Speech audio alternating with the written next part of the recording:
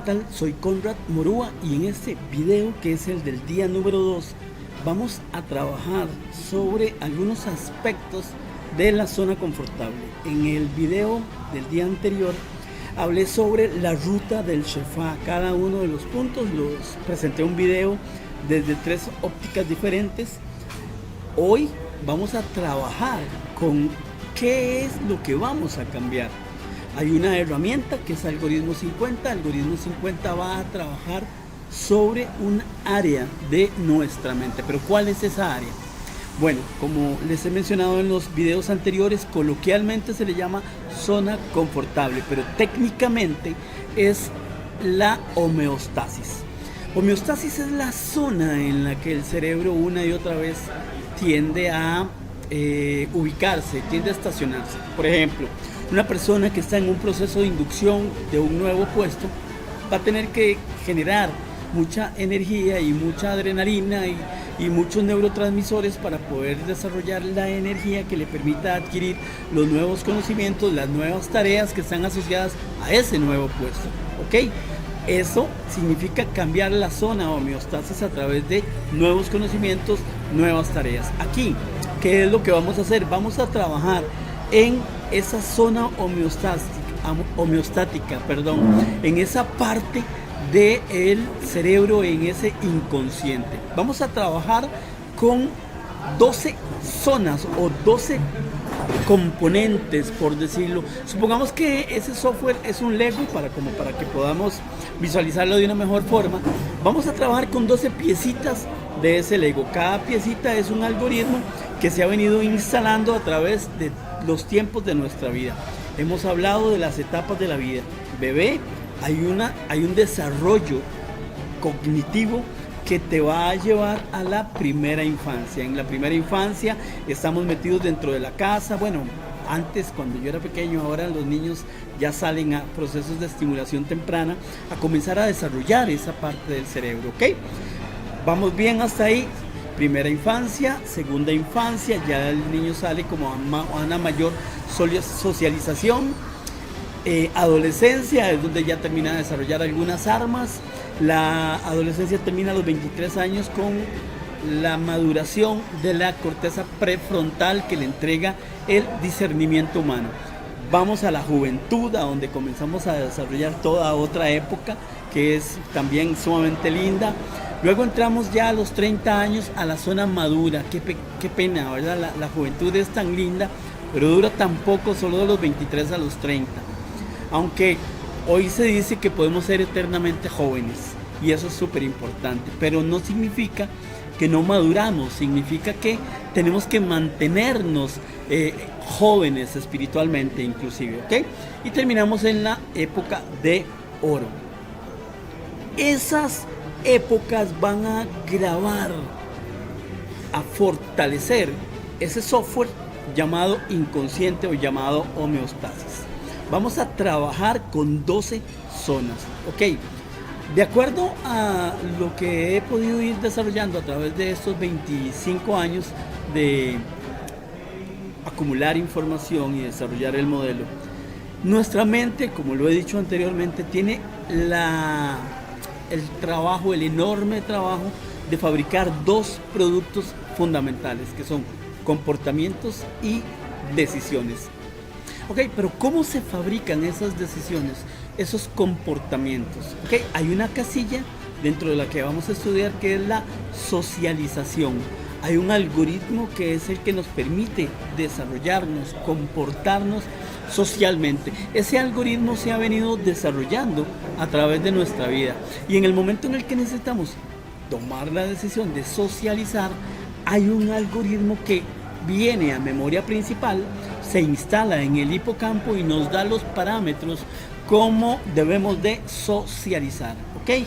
Eso determina nuestra conducta, nuestros comportamientos. Ese pequeño algoritmo llamado socialización determina cómo nos comportamos. Si lo hacemos bien o lo hacemos mal, no es el tema. El tema es que hay un algoritmo que nos ordena cómo debemos de comportarnos, porque están grabados cada uno de las formas en las que nos han enseñado a comportarnos. Si tenemos pánico escénico, si no somos muy dados a la conversación, a la comunicación, si preferimos retraernos, eso es un algoritmo controlado por el cerebro. Hay otro algoritmo que es la salud. ¿Cómo es nuestra salud? A veces creemos que la salud está determinada por agentes externos. Ciertamente hay virus, ciertamente hay bacterias, pero también hay un sistema inmunológico que está grabado para trabajar con esos virus, con esas bacterias y con todo lo que pueda atacarnos físicamente. Ese algoritmo llamado salud nos da la oportunidad de enfrentar situaciones de ataques de virus. Por ejemplo, hay personas que tienen mucho miedo a la muerte, miedo a la enfermedad. Es cuando tienen un pequeño resfrío, ese pequeño resfrío va a afectarlos muchísimo porque tienen un miedo instalado en el algoritmo de la salud. Entonces eso va a hacer que rápidamente sucumban. Son personas enfermizas, son personas que se comportan frente a la enfermedad con mucha debilidad, no tienen el sistema inmunológico tan fuerte para pelear con él. ¿Por qué? Por un algoritmo. Lo que usted crea con respecto a la salud, a la enfermedad, eso es lo que va a ocurrirle normalmente cuando tiene una experiencia de virus o bacteria o cualquier otro ataque a su sistema inmunológico. Necesitamos replantear ese algoritmo visto desde la Biblia, que es el documento que va a comenzar a dirigir nuestro sistema inmunológico. Otro algoritmo más que está grabado en nuestro cerebro y son nuestros hábitos. Buenos hábitos, malos hábitos, no lo sabemos. Normalmente se genera toda una serie de análisis con respecto a la forma en la que esos hábitos se manifiestan. La hora en la que nos levantamos, la cantidad de horas que dormimos, qué hacemos primero, cada cuánto nos bañamos, cómo tratamos a las personas, cuántas horas dormimos, qué más podemos hablar sobre los hábitos. Hay mucho que hablar, hay muchísimo que hablar, pero bueno, con respecto al tema de el comportamiento y los hábitos que desarrollamos se han venido también programando a través del tiempo. Si hoy tenemos buenos hábitos es porque programamos anteriormente, dirigidos por nuestros padres y por nuestros maestros, a lograr esos hábitos. Pero también hay otro elemento dentro de ese algoritmo inconsciente llamado personalidad. Cuando hablamos hábitos y hablamos de personalidad, están muy relacionados, porque hay unas personalidades que tienen la capacidad de ser muy disciplinados, están en conexión consigo mismo, que es normalmente la personalidad la personalidad amarilla y la personalidad verde. ¿Ok? Esas dos personalidades tienen muy buenos hábitos, pero normalmente hay excepciones, si usted es una excepción, perfecto. Hay gente en color naranja y en color rojo que no necesariamente tiene buenos hábitos. No tienen buenos hábitos alimenticios, no tienen buenos hábitos de comer, no tienen buenos hábitos con respecto a los lugares que se visitan. En fin, hay toda una serie de componentes inmersos dentro de los hábitos que nos han sido enseñados. Y hablaba con una persona en estos días, un joven, y me decía, es que yo no soy disciplinado. Ok, vamos a trabajar en qué no sos disciplinado. Entonces comenzamos a revisar toda una serie de detalles del por qué él no es disciplinado. Y nos dimos cuenta que no es disciplinado, es que no tiene un objetivo hacia el cual desea lograr. Entonces, al no tener ese objetivo, ¿en qué se va a disciplinar? No tiene la disciplina. Necesitamos establecer primeramente el objetivo y después la disciplina. Pero eso es con respecto al tema de los hábitos. Ahora vamos a hablar el trabajo. Ha cambiado tanto el tema del trabajo con esto de generación post-pandemia y el teletrabajo y toda una serie de nuevos elementos que están inmersos dentro de ese algoritmo que es trabajo. ¿Ok? Estamos frente a generaciones de cambio que ven el trabajo de una forma muy, muy, muy diferente. Sin embargo, en el algoritmo del trabajo debemos de comprender un evento principal, y es la parte financiera, que ya vamos a hablar. Y es que la cantidad de tiempo que se invierte en un proyecto o en una labor específica es la que me va a generar la cantidad de dinero. Vendo productos, vendo servicios de cualquier forma, ya sea de forma virtual, ya sea face to face o de cualquier otra forma. El trabajo es fundamental.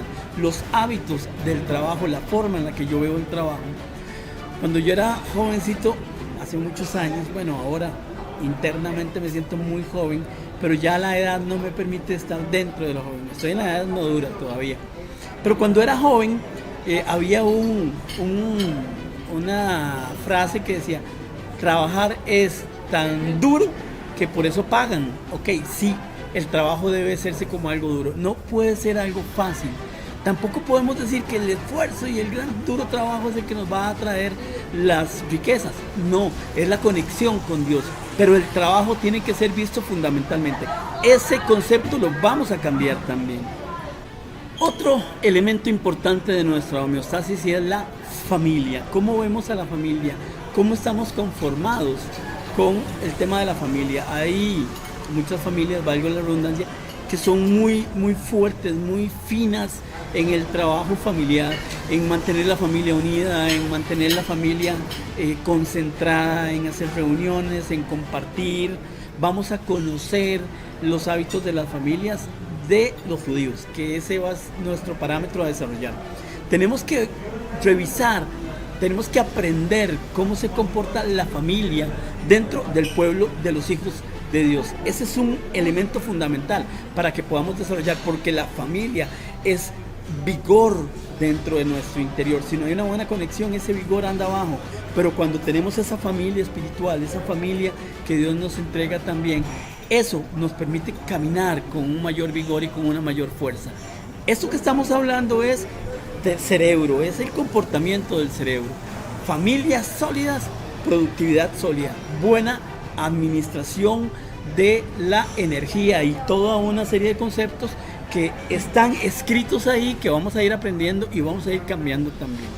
Cuando digo toda una serie es porque soy programador. Me doy cuenta como que repito mucho esa frase, pero es porque soy programador. Para mí todo es un algoritmo, para mí todo es una serie, para mí todo es un software, un programa, y paso constantemente prestándole atención a las personas sobre eso, la ética del trabajo, la ética del comportamiento, la ética de cumplir promesas, etcétera. Todo eso es parte de nuestro algoritmo, de la zona homeostática de nuestro cerebro. Todo esto es fundamental aprender.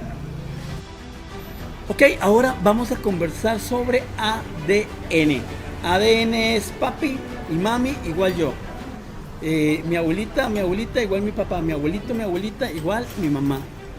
Eso, ADN, de acuerdo a los estudios neurocientíficos, determinan el 50% de mi comportamiento. Vamos a cambiar el comportamiento. Y es aquí donde debemos de conversar sobre la esclavitud. Esa palabra es muy gruesa, es muy fuerte, pero esta zona homeostática, este inconsciente, nos esclaviza a comportarnos de esa forma que no queremos. Es tan bíblico que el apóstol Pablo decía: porque no hago lo que quiero hacer y lo que no quiero hacer, eso hago. Esa zona determina nuestros comportamientos y decisiones, como lo he dicho anteriormente, y ese comportamiento no necesariamente es productivo. Hablaba con un amigo en esta semana y me decía: yo quiero levantarme temprano, yo quiero cambiar mis hábitos, yo quiero tener comportamientos diferentes, yo quiero ser más diligente en cuanto a la administración financiera, en cuanto a el desarrollo del trabajo, pero no lo logro.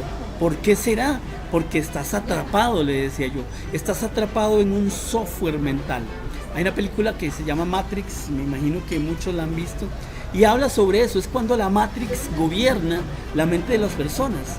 Es cuando esa Matrix, ese inconsciente colectivo, te dice cómo debes de comportarte y cómo debes de caminar.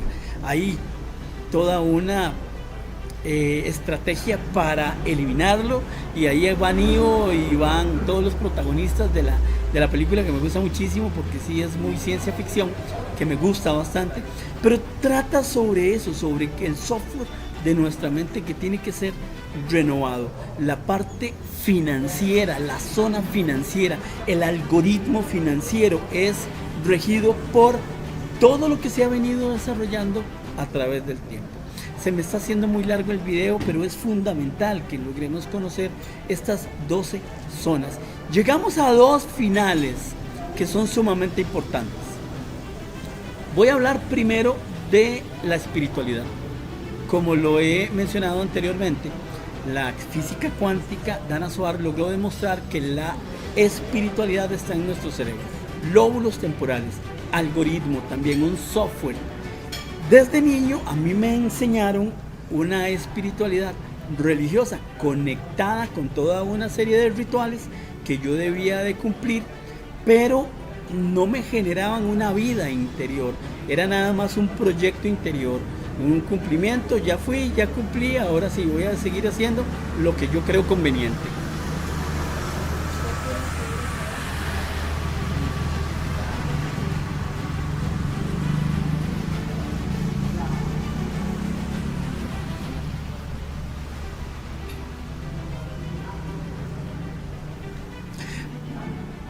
Cuando se presentaron las crisis por el fallecimiento de mi mamá y toda unos eventos que se generaron en mi interior, me di cuenta que esa espiritualidad no me ayudó a solucionar rápidamente y de forma correcta los eventos. Entonces fluí a otra espiritualidad en el que creí que no era tan religiosa, pero conforme fue avanzando el tiempo pude comprobar que también, porque era una serie de parámetros, haga esto, haga esto, haga esto, pague esto, pague esto, pague esto, y va a obtener los beneficios. Resulta que durante 15 años lo hice y no obtuve los beneficios, y cuando llegó una crisis no tuve la fuerza suficiente para poder salir adelante en ese evento. Ok, entonces ¿qué hacía? Es ahí a donde migro a las neurociencias y la espiritualidad, que es la neuroespiritualidad. Si usted googlea esas dos palabras juntas, neuroespiritualidad, se va a dar cuenta de muchas tendencias que hay en estos momentos en los países del primer mundo. Pues la neuroespiritualidad de la que te estoy hablando es neurociencias más Biblia.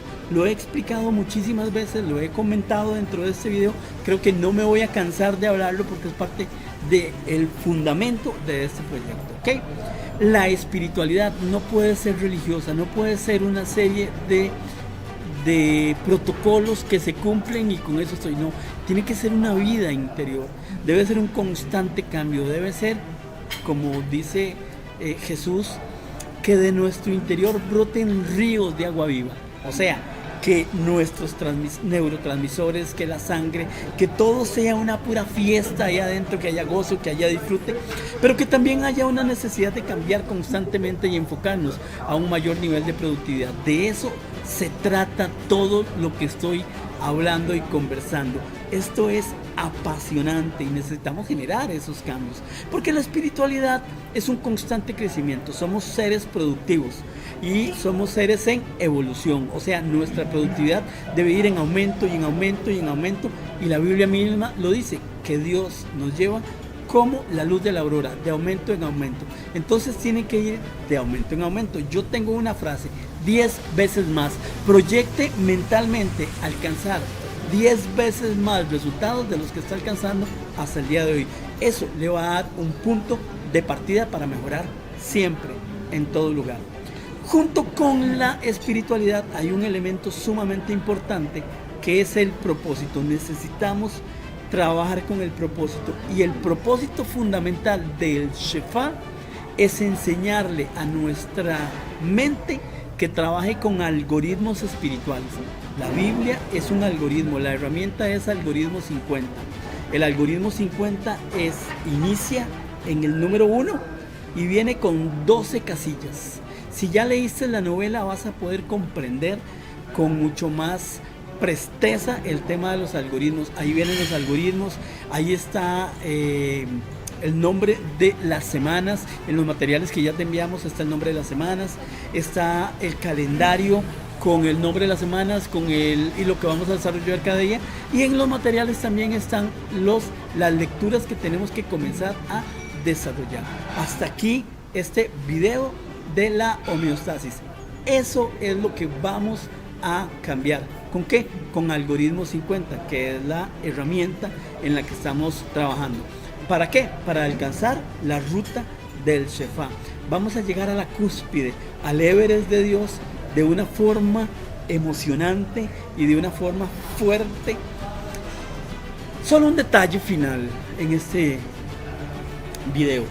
Estuve escuchando que científicamente está comprobado que el cerebro desconecta los propósitos cuando va al 40% de su capacidad. O sea, el cerebro se quiere desconectarse, quiere abandonar, quiere fallar, quiere dejar de hacer lo que está haciendo cuando está desarrollando el 40% de sus capacidades. Tenés que trabajar con eso, yo tengo que trabajar con eso para no abortar la ejecución. Nos vemos en el siguiente video.